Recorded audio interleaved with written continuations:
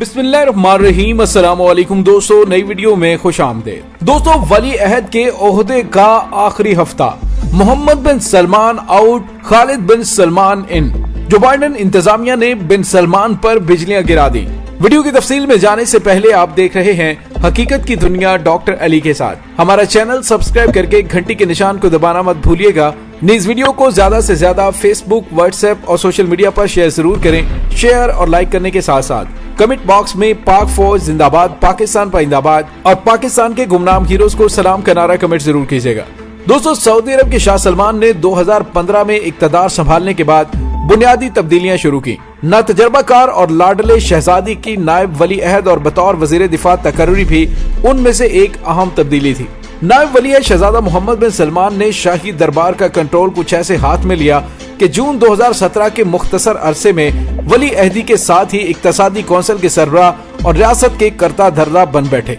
शाह सलमान अपने लाडले को जिम्मेदारियां देकर यूं बेफिक्र हुए कि उनकी इक्तदार से बेदखली तक की अफवाहें आम होने लगी।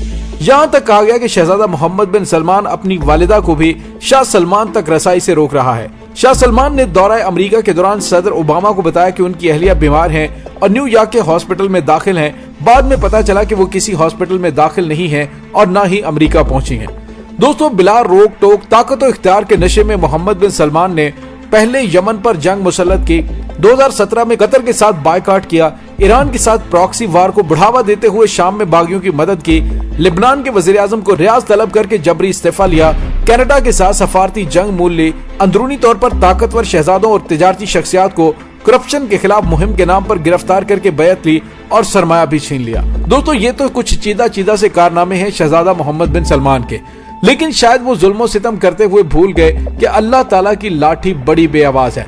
दोस्तों, मोहम्मद बिन सलमान के लिए बड़ी मुसीबत के पहाड़ खड़े हो गए हैं और यूं लग रहा है कि जैसे ये हफ्ता मोहम्मद बिन सलमान के इक्तदार का आखिरी हफ्ता है। दोस्तों, खबरें ये आ रही हैं कि अमेरिकी इंतजामिया की जानिब से अगले हफ्ते एक इंटेलिजेंस रिपोर्ट जारी की जाने वाली है, जिसको लेकर सऊदी अरब के साथ उसके ताल्लुकात में कशीदगी पैदा हो सकती है।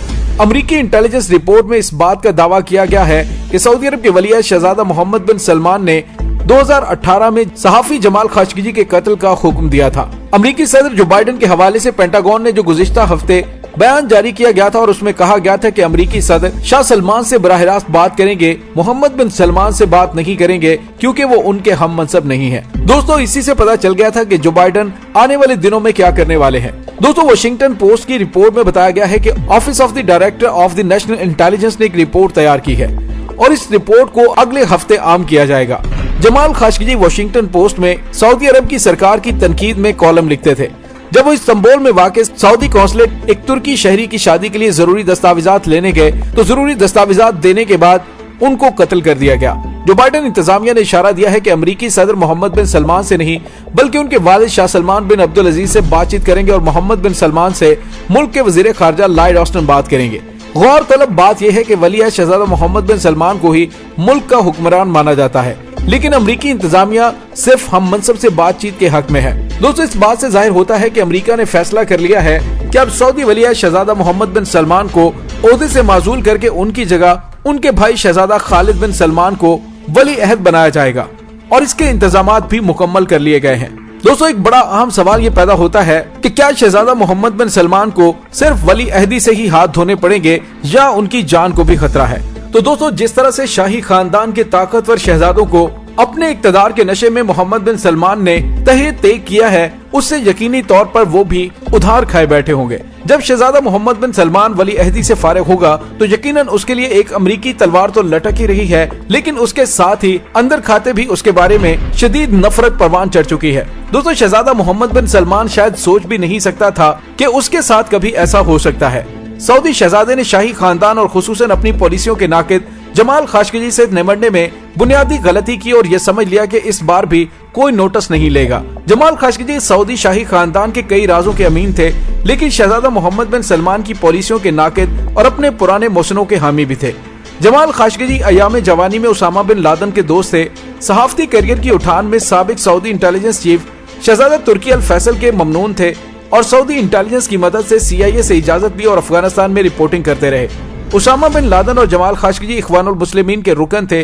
अगरचे 1990 में जमाल के ख्यालात तब्दील हुए اور وہ عرب دنیا میں جمہوریت اور آزادی اظہار کے حامی بن چکے تھے۔ دوستو 1995 میں سوڈان میں اسامہ بن لادن کا انٹرویو کیا تو ان کے خیالات سے کھل کر اختلاف کیا اور اسامہ بن لادن نے ان سے ملاقات میں دعویٰ کیا کہ ان کی تحریک امریکہ کو عرب دنیا سے نکال باہر کرے گی۔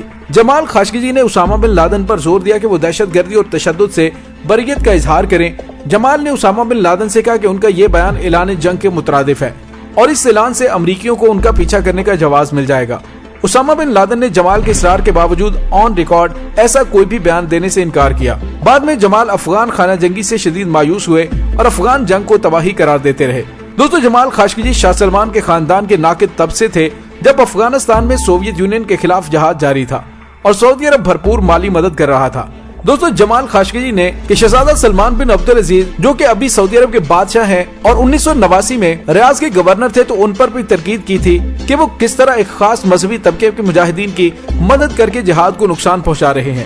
دوستو سعودی شاہی خاندان میں جمال خاشقجی کے سرپرست شاہ فیصل کے دو بیٹے ترکی الفیصل اور سعود الفیصل تھے۔ ترکی الفیصل سعودی انٹیلیجنس کی سربراہ رہے جبکہ سعود الفیصل طویل عرصہ وزیر خارجہ بھی رہے۔ دونوں بھائی سعودی شاہی خاندان کا ترقی پسند چہرہ سمجھے جاتے ہیں۔ جمال خاشقجی فیصل فیملی کے اخبار الوطن کے ایڈیٹر بھی رہے۔ دوستو ڈونلڈ ٹرمپ کے دور حکومت میں امریکہ اور یورپ شہزادہ محمد بن سلمان کے بارے میں اپنی رائے تبدیل کرتے ہوئے دکھائی دے رہے تھے۔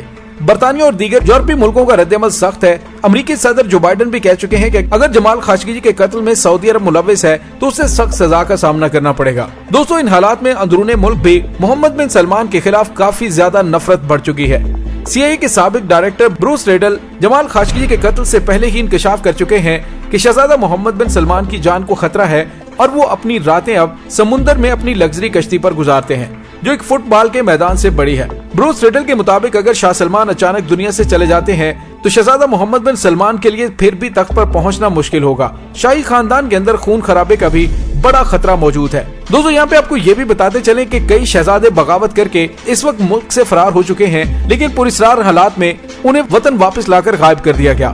شہزادہ محمد بن سلمان نے اپنے پیش رو ولی عہد محمد بن نائف کو جس طرح ہٹایا اور کہا گیا کہ محمد بن نائف نشے کی لت میں مبتلا تھے، ان سے اندازہ ہوتا ہے کہ محمد بن سلمان نے اقتدار حاصل کرنے کے لیے کیا کیا پاپڑ نہیں بیلے۔ دوستو بہرحال یہ فیصلہ تو وقت کرے گا لیکن جمال خاشقجی کی موت نے جس قدر نقصان محمد بن سلمان کو پہنچایا ہے، دوستو آنے والے دنوں میں محمد بن سلمان اقتدار سے ہاتھ دھوتے ہوئے یقینی طور پر دکھائی دے رہے ہیں اور یوں لگ رہا ہے کہ جیسے یہ ان کی ولی عہدی کا آخری ہفتہ ہے۔ بہرحال دیکھنے کی باقی ہے کہ آنے والے دنوں میں حالات کس کروٹ بیٹھتے ہیں، لیکن یہ حقیقت ہے کہ جمال خاشقجی کی موت نے جس قدر نقصان محمد بن سلمان کو پہنچایا ہے اس کا اندازہ انہیں خود بھی ہو گیا ہوگا۔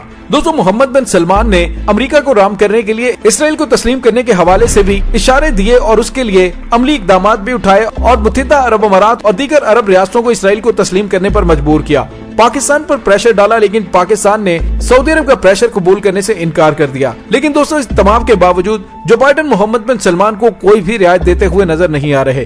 دوستو اس کے ساتھ ہی ڈاکٹر علی کو اجازت دیجیے، انشاءاللہ بہت جلد ملتے ہیں ایک نئی ویڈیو میں۔ تب تک کے لیے اپنا بہت سارا خیال رکھیے گا۔ پاک فوج زندہ باد، پاکستان پائندہ باد، پاکستان کے گمنام ہیروز کو سلام، اللہ وارث۔